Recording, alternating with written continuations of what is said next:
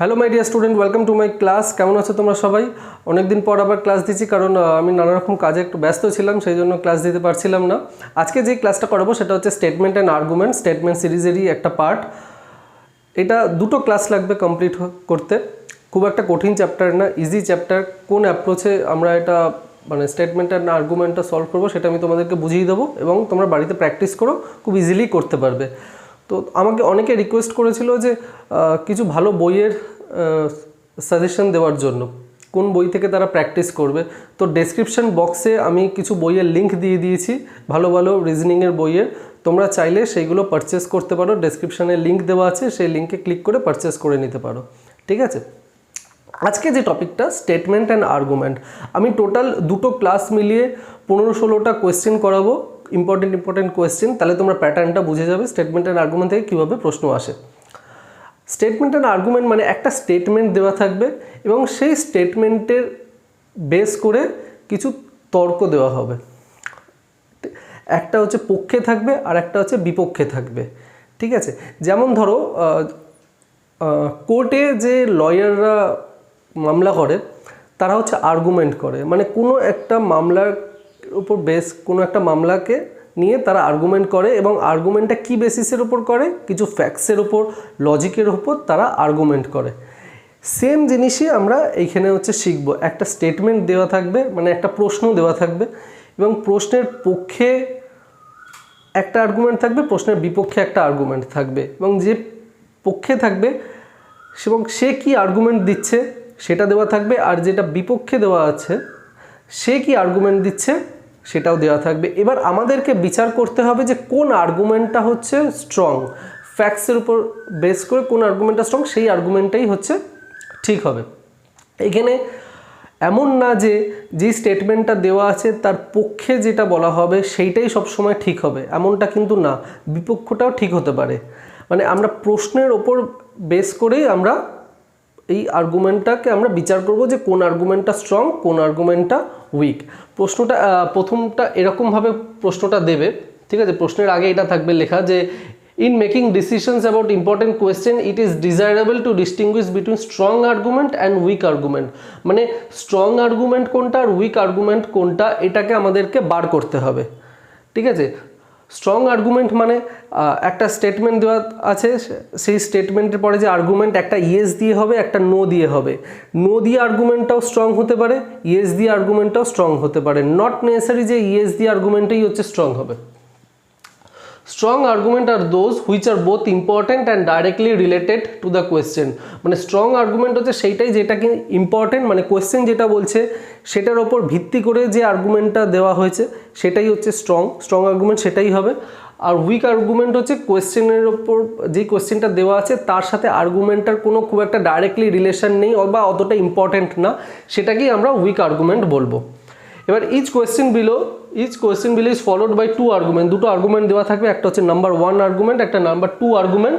এবার আমাদের বলতে হবে যদি নাম্বার 1 আর্গুমেন্টটা যদি ঠিক হয় তাহলে আমরা অপশান এটাকে কারেক্ট বলবো, যে if only argument 1 is strong. যদি আর্গুমেন্ট 2টা স্ট্রং হয় তাহলে আমরা বলবো যে B, if only argument 2 is strong. If either 1 or 2 is strong, মানে দুটোর মধ্যে যে কোনো একটা ঠিক হতে পারে, তাহলে আমরা সি মার্ক করব। কোনো দুটোর মধ্যে কোনোটাই না, তাহলে আমরা ডি মার্ক করবো। আর যদি দেখা যায় যে দুটো আর্গুমেন্টই ঠিক, মানে একটা ইয়েস আর্গুমেন্টও ঠিক, একটা নো আর্গুমেন্ট যেটা আছে সেটাও ঠিক, দুটোই ঠিক, সেই ক্ষেত্রে আমরা বোথ 1 and 2 আর স্ট্রং বলবো। কোয়েশ্চেনটা স্ক্রিনে আসবে, কোয়েশ্চেনটা দেখো, সেরকম হলে ভিডিওটা পজ করে কোয়েশ্চেনগুলো তোমরা নোট করে নিতে পারো, তারপরে আবার ভিডিওটা অন করতে পারো। প্রথম প্রশ্ন হচ্ছে, খুব ইম্পর্টেন্ট প্রশ্ন প্রথমটাই, should prenatal sex determination during pregnancy be completely banned? প্রশ্ন করা হচ্ছে যে প্রেগনেন্সির সময় ভ্রূণের লিঙ্গ নির্ধারণ করা কি পুরোপুরিভাবে ব্যান্ড করে দেওয়া উচিত? এটাই হচ্ছে প্রশ্নটা ভালো করে শোনো। প্রেগনেন্সির সময় ভ্রূণের লিঙ্গ নির্ধারণ করা, মানে ছেলে হবে না মেয়ে হবে, এই লিঙ্গ নির্ধারণ করা পুরোপুরিভাবে কি ব্যান করে দেওয়া উচিত, এইটা হচ্ছে প্রশ্ন রাখলো। এবার এই প্রশ্নের উপর ভিত্তি করে দুটো আর্গুমেন্ট দেওয়া হয়েছে, একটা পক্ষের আর্গুমেন্ট, একটা হচ্ছে বিপক্ষের আর্গুমেন্ট। Argument 1, yes. ইয়েস মানে হচ্ছে পক্ষের, যখনই ইয়েস বলা থাকবে তখন মানে স্টেটমেন্টের পক্ষে আর্গুমেন্টটা দেওয়া হবে, আর যখন নো বলা হবে তখন স্টেটমেন্টের বিপক্ষে সেটা বলছে, এবং তার কি যুক্তিটা সেটাও সে এখানে মেনশন করে দেবে এক্সামিনার। ইয়েস কি, ইয়েসে কি বলছে, this leads to indiscriminate female foeticide and eventually will lead to social imbalance. এখানে অনেক সময় দেখা গেছে, অনেক জায়গায় দেখা গেছে পশ্চিমবঙ্গের বাইরে মেনলি বিশেষ করে যখন জানতে পারে যে মেয়ে হচ্ছে, অনেক জায়গায় সে ভ্রূণ হত্যা করে দেয়। এরকম অনেক জায়গায় আছে, পিছিয়ে পড়া অনেক জায়গায় আছে যে সবাই চায় যে ছেলে হোক, ঠিক আছে। এর জন্যই সরকারের তরফ থেকে কি করা হয়েছে, এটাকে কমপ্লিটলি ব্যান করে দেওয়া হয়েছে। ব্যান করে দেওয়ার কারণ কি, যাতে ভ্রূণ হত্যা বন্ধ করা হয়, এটাই হচ্ছে কারণ।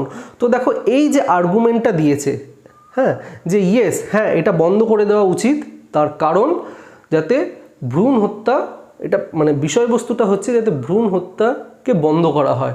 তাহলে এই আর্গুমেন্টটা হচ্ছে স্ট্রং আর্গুমেন্ট, মানে যথেষ্ট ইঙ্গিতপূর্ণ আর্গুমেন্ট যে এই যে sex determination, prenatal sex determination বন্ধ করার পিছনে কারণ হচ্ছে, বন্ধ করে দেওয়া উচিত তার কারণ যাতে ভ্রূণ হত্যাটা কম হয়, বিশেষ করে কন্যা ভ্রূণ হত্যাটা না হয়, সেই জন্য বন্ধ। এটা যথেষ্ট ইঙ্গিতপূর্ণ আর্গুমেন্ট, যথেষ্ট স্ট্রং আর্গুমেন্ট, সেই জন্য আমরা বলবো যে আর্গুমেন্ট 1টা হচ্ছে স্ট্রং।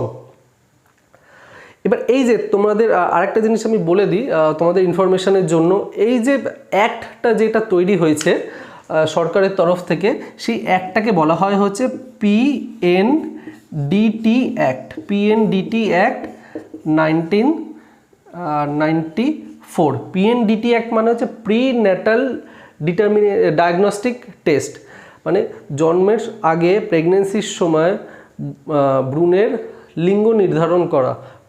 হ্যাঁ, এইটাই হচ্ছে এই অ্যাক্টের মাধ্যমেই হচ্ছে ব্যান করে দেওয়া হয়েছে। সেকেন্ড হচ্ছে না, বিপক্ষে বলছে, কি বলছে, people have right to know about their unborn child, মানে সেকেন্ডটা যুক্তি দিচ্ছেন না, ব্যান করে দেওয়া উচিত না, তার কারণ হচ্ছে মানুষের অধিকার আছে যে তাদের কি সন্তান আসছে, ছেলে আসছে না মেয়ে আসছে, সেটা জানার অধিকার আছে, কিন্তু সেই অধিকার কিন্তু ইন্ডিয়াতে নেই। ইন্ডিয়াতে ব্যান করে দেওয়া হয়েছে এই কারণেই, এতে কন্যা ভ্রূণ মেরে ফেলা হচ্ছে, সেই জন্য। বিদেশে দেখবে, ইংল্যান্ডে, ইউএসএতে, অস্ট্রেলিয়াতে সব জায়গায় হচ্ছে তোমার আগে থেকে জানিয়ে দেওয়া হয় যে ছেলে আসছে না মেয়ে আসছে, কিন্তু সেই জায়গায় কিন্তু কোনো অ্যাবর্শন হয় না। কিন্তু এইখানে কিন্তু অ্যাবর্শন সিস্টেমটা আছে, অ্যাবর্শন সিস্টেমটাকে ব্যান করে দেওয়া হয়নি, তাও একটা সার্টেন সপ্তাহের পরে গিয়ে অ্যাবর্শনটা ব্যান করে দেওয়া হয়, কিন্তু বিদেশে সেই সিস্টেমটা কিন্তু নেই। অথচ বিদেশে বলেও দেয় যে ছেলে আসছে না মেয়ে আসছে, কিন্তু ইন্ডিয়াতে সেটা বারণ। ওই জন্য যে আর্গুমেন্ট 2টা আছে, সেই আর্গুমেন্ট 2টা হচ্ছে স্ট্রং আর্গুমেন্ট না, মানে একটা উইক আর্গুমেন্ট, যে আমার অধিকার আছে, বলছে যে কোনো ব্যক্তির অধিকার আছে যে তার ছেলে আসছে না মেয়ে আসছে জানা, এটা কোনো স্ট্রং আর্গুমেন্ট না। তাহলে আমরা কি বলবো, যে option A only if only argument 1 is strong, তো অপশান এটা হচ্ছে correct. Second, should the parent in India in future be forced to opt for only one child as against 2 or more at present? বলছে যে ভবিষ্যতে একজনই সন্তান হবে, এরকম কি পেরেন্টসদের ফোর্স করা হবে? হ্যাঁ, মানে বলতে চাইছে যে সরকারের তরফ থেকে কি এরকম কোনো আইন আনা হবে যে একটা বেশি বাচ্চা তারা নিতে পারবে না। এখানে পক্ষে বলেছে ইয়েস। ইয়েস কি বলছে, there is only one way to check the ever increasing population of India. পক্ষে বলছে যে হ্যাঁ, এরকম একটা আইন আনা উচিত, তার কারণ হচ্ছে এইটাই একমাত্র উপায় যে এত যে পপুলেশন আমাদের বাড়ছে সেটা নিয়ন্ত্রণ করার। 2, no, this type of pressure tactics is not adapted by any other country in the world. এরকম প্রেশার পৃথিবীর অন্য কোনো দেশে অ্যাডাপ্ট করা হয়নি। চলো প্রথম আর্গুমেন্ট 1টা কি বলছে দেখে নিই, 1টা স্ট্রং কিনা দেখে নিই, 2টাও স্ট্রং কিনা দেখে নিই। বলছি ইয়েস, এভার ইনক্রিজ পপুলেশন কমানোর জন্য এইটাই একমাত্র উপায়। এখানে একটা ট্রিক্স আছে, ট্রিক্সটা তোমরা জেনে নাও, নোট করে নাও। যখনই কোনো আর্গুমেন্টে লেখা থাকবে যে অনলি মানে একমাত্র উপায়, মানে একমাত্র জিনিসটা মেনশন করা থাকবে, তখন সেই সমস্ত আর্গুমেন্ট হচ্ছে ভুল হবে। পপুলেশন ইনক্রিজ করার পপুলেশন কমানোর একমাত্র উপায় যে একটাই বাচ্চা করতে হবে, দুটো বাচ্চা হওয়া যাবে না, এরকম আইন আনা উচিত না। দেখো খুব সিম্পলভাবে একটা জিনিস দেখো, পপুলেশন কমানোর জন্য, ঠিক আছে, পপুলেশনকে কমানোর জন্য না, কন্ট্রোল করার জন্য একমাত্র উপায় হতে পারে এডুকেশন। এরকম কোনো আইন আনা উচিত না সরকারের যে একটার বেশি বাচ্চা প্যারেন্টসরা নিতে পারবে না। তুমি চিন্তা করো তোমাদের দাদু ঠাকুমার আমলে 5টা বাচ্চা, 6টা বাচ্চা, অনেক জায়গায় 10টা বাচ্চা। তোমার বাবা কাকা পিসিদের কথা চিন্তা করো, হয়তো দেখা গেল যে 6 ভাই বোন, 10 ভাই বোন। এবার আমাদের জেনারেশনে চিন্তা করো, তোমরা যখন বিয়ে করবে, আমার তো বিয়ে হয়ে গেছে, তোমরা যখন বিয়ে করবে, তোমরা কি মানে ভাবতে পারছো, মানে তোমরা কি চিন্তায় আনবে যে তোমাদের 4টে বাচ্চা হবে, 4টে বাচ্চা তোমরা নেবে, 5টা বাচ্চা, একটা খুব বড় জোর হলে 2টো। কেন? আমাদের এডুকেশনটা বেড়েছে। আগেকার দিনে যা এডুকেশন ছিল তার থেকে এখন এডুকেশনটা অনেক বেড়েছে, আমরা নিজেরা অনেক শিক্ষিত হয়েছি। সেই জন্য আমরা কেউই চিন্তা করতে পারি না যে আমার 4টে বাচ্চা আমি নেব, আমাদের 5টা বাচ্চা হবে, আমাদের 6টা বাচ্চা হবে, কীরকম চিন্তা করতে পারি না। তো এডুকেশনটা খুব ইম্পর্টেন্ট এখানে। তাই যখনই অনলি কথাটা দেওয়া থাকবে তখন সেটা হচ্ছে ভুল হবে। আর একটা ট্রিক্স, যখনই কোনো কম্পেয়ার আসবে, হ্যাঁ, কম্প্যারিজন যখনই আসবে তখন হচ্ছে সেই আর্গুমেন্টটা ভুল হবে। দেখো সেকেন্ড আর্গুমেন্টটা কিন্তু কম্প্যারিজন করেছে যে অন্য দেশে হয় না সেই জন্য আমাদের দেশেও করা উচিত না, ঠিক আছে, এটা হচ্ছে কম্পেয়ার করা হচ্ছে। যখনই কম্পেয়ার করা হবে তখনই সেটা ভুল হবে। ওকে, ক্লিয়ার? নেক্সট প্রশ্ন। আচ্ছা, থার্ড কোয়েশ্চেনে যাওয়ার আগে আরেকটা ইম্পর্টেন্ট কথা তোমাদের বলে নিই, আমি এটা প্রথমে বলতে ভুলে গেছি, যে এই চ্যাপ্টারে যখনই প্রশ্ন সলভ করবে স্ট্রং আর্গুমেন্ট আর উইক আর্গুমেন্ট কোনটা হবে, তখন কিন্তু নিজের ব্যক্তিগত লাইফ দিয়ে কিন্তু চিন্তা করবে না। প্রশ্নে যেটা থাকবে, হ্যাঁ, সেইটার রেসপেক্টেই কিন্তু অ্যান্সার দেওয়ার চেষ্টা করবে, সেইটার রেসপেক্টেই ইনফ্যাক্ট অ্যান্সার হবে, ব্যক্তিগত লাইফ দিয়ে কিন্তু হবে না। যেমন একটা ছোট্ট এক্সাম্পল দিচ্ছি, যদি ধরো এরকম প্রশ্ন আসে যে রিজার্ভেশন সিস্টেম মানে quota system, SC ST OBC quota system ban করে দেওয়া উচিত, একটা অপশান এলো যে হ্যাঁ, কোটা সিস্টেম, রিজার্ভেশন সিস্টেম আর্থিক দিক দিয়েই করা উচিত, মানে যে বিলো পভার্টি লাইনে আছে, বিলো পভার্টি লেভেলে আছে, মানে যারা গরিব তারা রিজার্ভেশন কোটা পাবে, আর যারা বড় লোক, হ্যাঁ, মিডল ইনকাম বা হায়ার ইনকাম রেঞ্জে আছে, তারা SC ST যাই হোক না কেন, তারা রিজার্ভেশন কোটা তাদের জন্য লাগু হবে না, অ্যাপ্লিকেবল হবে না। এটা একটা দিল। না, রিজার্ভেশন কোটা ব্যান করা উচিত না, এটা মৌলিক অধিকার।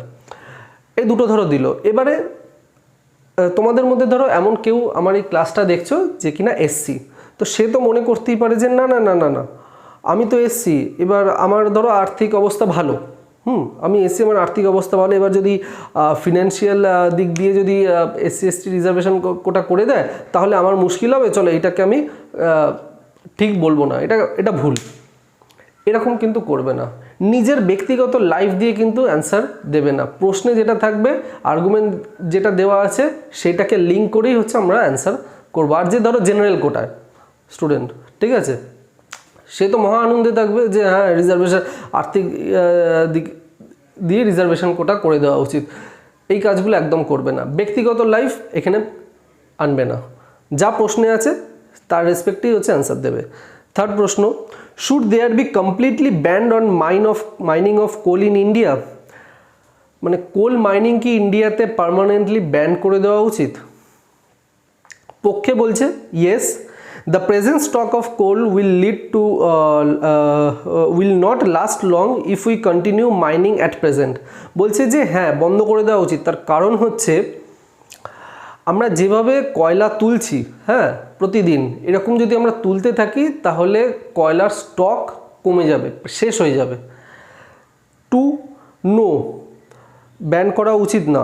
We do not have alternate energy source of sufficient quantity, এটা বন্ধ করে দেওয়া উচিত না। তার কারণ হচ্ছে কয়লারকে বন্ধ করলে তার যে অল্টারনেটিভ এনার্জি সোর্স সেইটা পর্যাপ্ত পরিমাণে নেই। তো দুটোই নিয়ে এবার আমরা আলোচনা করি। তবে তার আগে জানতে হবে যে কয়লা কেন ব্যবহার করা হয়, কী জন্য আমাদের কয়লা লাগে। এইটা ভেবো না যে কয়লা চিকেন তন্দুরি করার জন্য বা কাবাব করার জন্য হচ্ছে কয়লার ব্যবহার লাগে, ওটা একটা ছিটে ফোটা কয়লা লাগে। মেন কয়লা লাগে হচ্ছে ইলেকট্রিসিটির জন্য, প্রচুর পরিমাণে কয়লা লাগে ইলেকট্রিসিটির জন্য।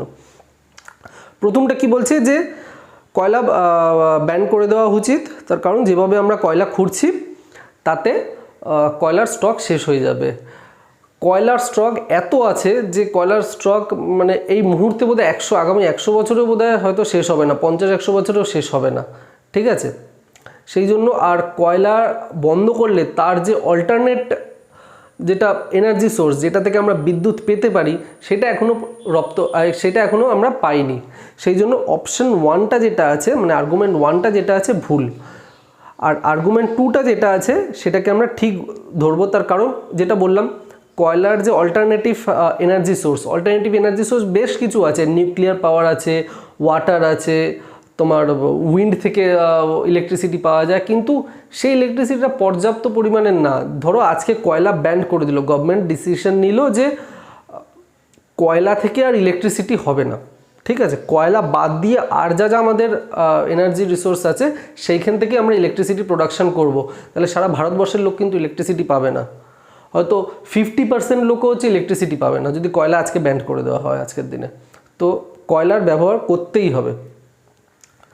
তো সেই জন্য অপশন 2টা হচ্ছে কারেক্ট। তো অপশন 2টা কি আছে, if only argument 2 is strong. তো এখানে আর্গুমেন্ট 2টা হচ্ছে স্ট্রং, সেই জন্য আর্গুমেন্ট 2টাই আমরা অপশন বিটা হচ্ছে আমরা কারেক্ট ধরবো।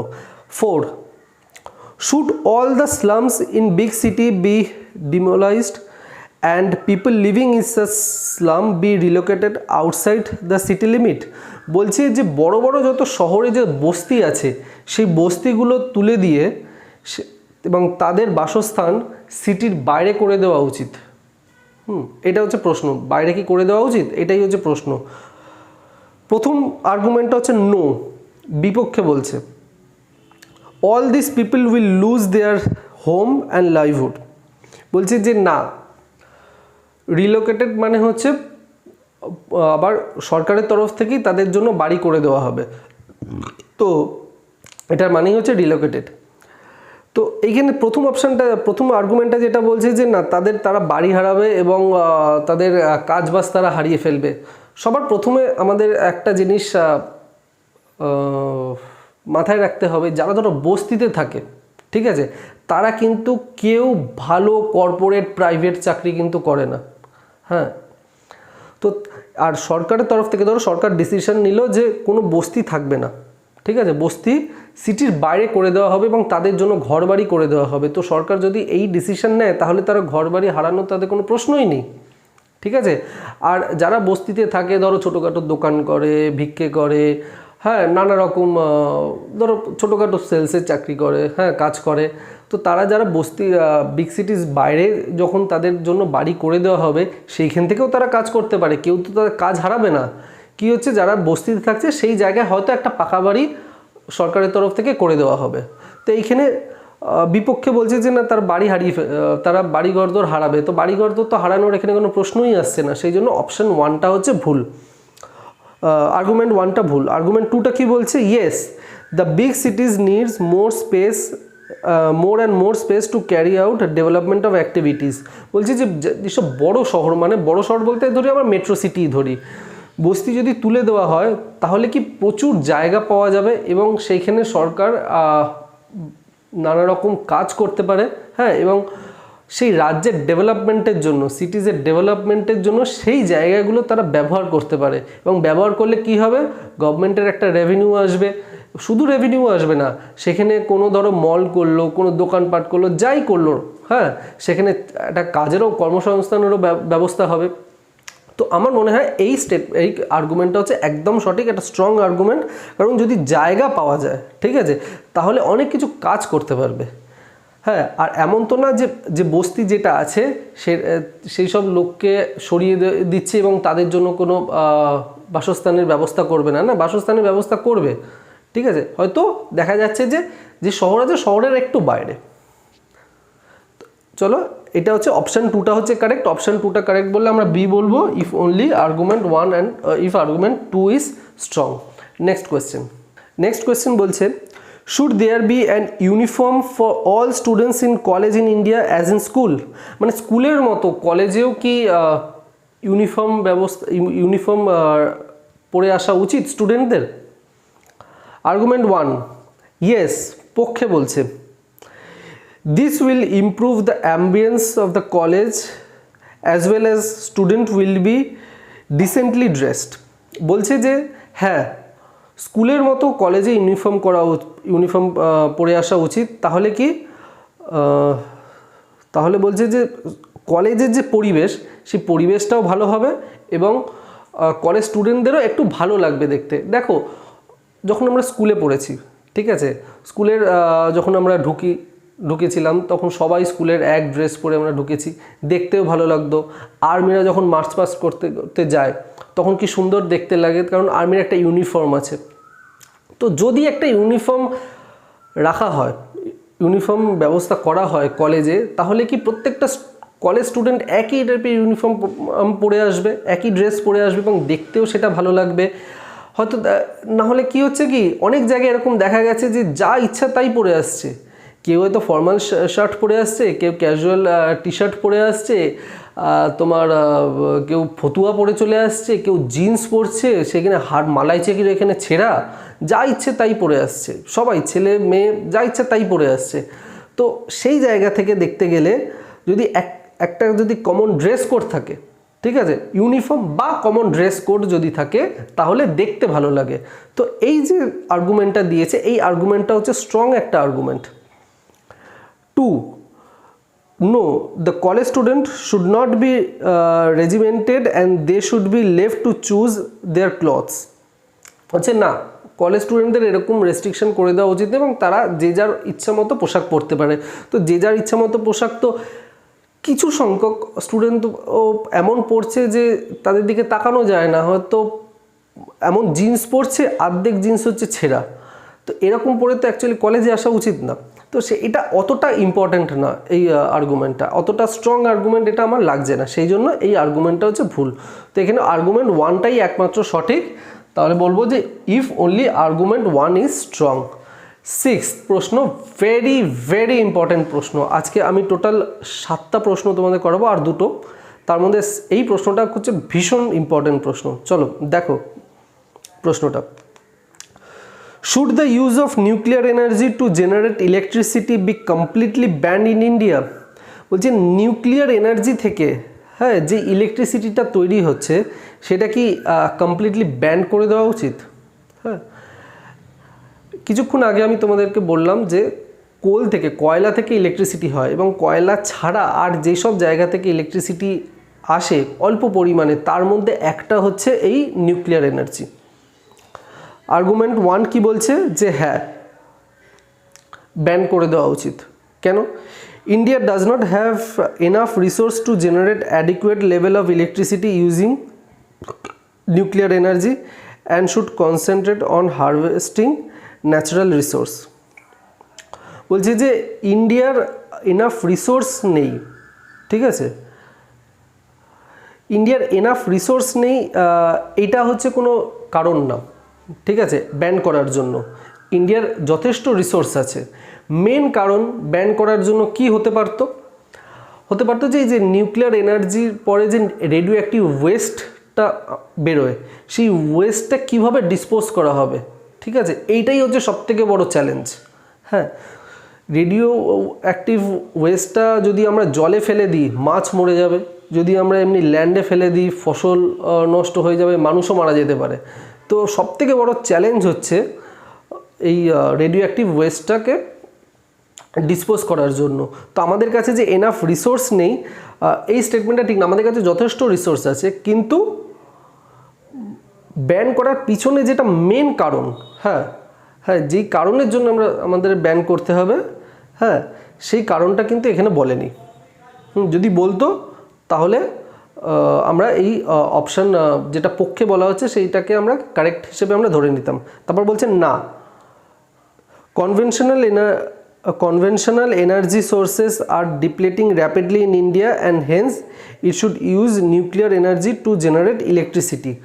দেখো কয়লা প্রচুর আছে আমাদের, এটা কিন্তু একদম বাস্তব কথা, কিন্তু তাও যত কয়লা আমরা খুঁড়ছি কিছু পরিমাণে তো কয়লা তো আমাদের নষ্ট হচ্ছেই, আমাদের কয়লা শেষ হয়ে যাচ্ছেই, হয়তো আগামী 50 বছর 100 বছর অবধি চলবে কয়লা, কিন্তু তার সাথে সাথেও আমাদেরকে নিউক্লিয়ার এনার্জি দিয়েও ইলেকট্রিসিটি আমাদের তৈরি করতে হবে, যাতে কয়লার ওপর মানে প্রজন্মের পর প্রজন্ম আমরা ডিপেন্ডেন্ট হয়ে না থাকি। সেজন্য আমাদের অল্টারনেট এনার্জি আমাদের সোর্স আমাদেরকে বার করতেই হবে, এবং অল্টারনেটিভ সোর্স এনার্জির মধ্যে একটা হচ্ছে নিউক্লিয়ার এনার্জি। সেই জন্য অপশন আর্গুমেন্ট 2টা হচ্ছে কারেক্ট, আর্গুমেন্ট 2টাকেই আমরা ঠিক বলে এখানে ধরে নেব। তো আজকের ক্লাসের লাস্ট প্রশ্ন হচ্ছে, এটাও খুব ভালো প্রশ্ন, should all the senior members of Indian cricket team be replaced by energetic young players? বলছে ইন্ডিয়ান ক্রিকেট টিমে যারা সিনিয়র প্লেয়ার আছে, বহুদিন ধরে যারা খেলছে, তাদেরকে সবাইকে সরিয়ে নতুন প্লেয়ার দিয়ে টিম করা কি যেতে পারে? একদম নতুন প্লেয়ার। আর্গুমেন্ট 1 নো, বিপক্ষে বলছে the experience of senior player will be essential to excel in the forthcoming cricket world cup. বলছে না, সরানো যাবে না সিনিয়র প্লেয়ারদের। তার কারণ হচ্ছে সিনিয়র প্লেয়ারদের এক্সপিরিয়েন্স কাজে লাগবে আগামী ওয়ার্ল্ড কাপে। 2 নম্বর কি বলছে, হ্যাঁ the young player should be brought in now to groom them to take on the other team in the forthcoming cricket world cup. যে না, বলছে যে সিনিয়র প্লেয়ারদের সরিয়ে নতুন প্লেয়ারদের নিয়ে আসা হোক, তারা খুব এনার্জেটিক। দেখো এখানে আর্গুমেন্ট 1টাকে আমরা ঠিক বলে ধরবো। তার কারণ হচ্ছে সিনিয়র প্লেয়ারদের এক্সপিরিয়েন্স সবসময় কাজে লাগে। ধরো একটা পার্টিকুলার কোনো দেশে ক্রিকেট ওয়ার্ল্ড কাপ হবে, ধরো অস্ট্রেলিয়ায় ক্রিকেট ওয়ার্ল্ড কাপ হবে, ঠিক আছে। এবার যারা সিনিয়র প্লেয়ার তারা অস্ট্রেলিয়া খেলে এসছে, তারা অস্ট্রেলিয়ার পরিবেশ জানে, আবহাওয়া জানে, পিচের কন্ডিশন কীরকম সেটা জানে, কোন পিচে বেশি বাউন্স হয়, কোন পিচ একটু স্লো, কোন স্টেডিয়ামের আউটফিল্ড খুব ফাস্ট, কোন স্টেডিয়াম কত বড়, হ্যাঁ এই স্টেডিয়ামে তারা অনেক বছর খেলেও এসছে, তো সেই এক্সপিরিয়েন্সটা কিন্তু টিমে কাজে লাগবে। সেই জন্য টিম থেকে তাদেরকে সরানো যাবে না। সব সিনিয়র প্লেয়ারদের সরিয়ে সব আমি জুনিয়র প্লেয়ারদের দিয়ে আমি টিম করব, সেটা একদমই করা যাবে না। সিনিয়র প্লেয়ারদের অভিজ্ঞতা কাজে লাগবেই। আর সবথেকে বড় কথা যে কখন টসে জিতে আমরা ব্যাটিং করব না আমরা ফিল্ডিং করব, সে পিচের কন্ডিশনের ওপর দেখে নির্ভর করা হয়। সেই জন্য আর্গুমেন্ট 1টা ঠিক। আর্গুমেন্ট 2 কি বলছে, না যে না, দেখো আর্গুমেন্ট 2টা তো এমনিই ভুল।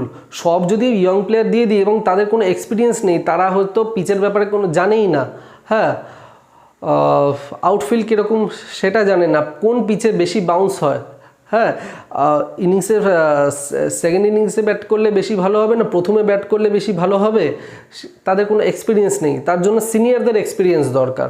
সেই জন্য আর্গুমেন্ট 2টা হচ্ছে ভুল, আর্গুমেন্ট 1টা হচ্ছে কারেক্ট।